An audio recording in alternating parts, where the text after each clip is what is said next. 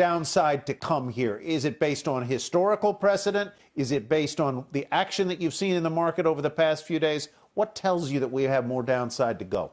Well, it's a combination of both, plus some work that we've done on investor sentiment, both frankly in our conversations that we've had, as well as some of the data that we look at. Let's start out with just how the market is acting. One of the things we've been talking about a lot these last few weeks is how the market has just an eerie resemblance to the trading that took place in September and October of 2008. For whatever reason, we just seem to be following down that same path on a day-to-day basis.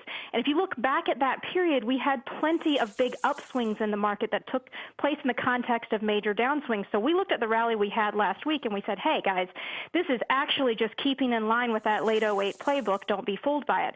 Now, when we think about sentiment, I will tell you, frankly, I've done this a long time, Ty. I know you have as well.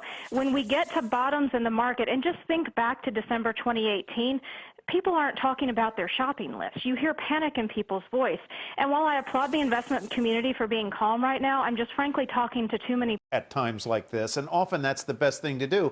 It's a time of high fear and high anxiety, and as I think you were driving at there, it may not be the time to feel like you need to be pressured into buying on a down day, which is maybe what the professional investors have to do because they're being graded every single day, every single quarter. The individual can take a somewhat more nuanced or laid-back approach, I suppose, Lori?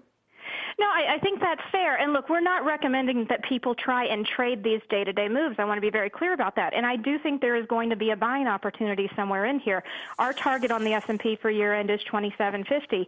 But when, I watch this show, I watch other shows, the investors I talk to, my traders, frankly, there's this big discussion going on about whether or not we've seen the lows. Can we call the all clear? And I think it would just be, misrepresentative to say that I think that we have.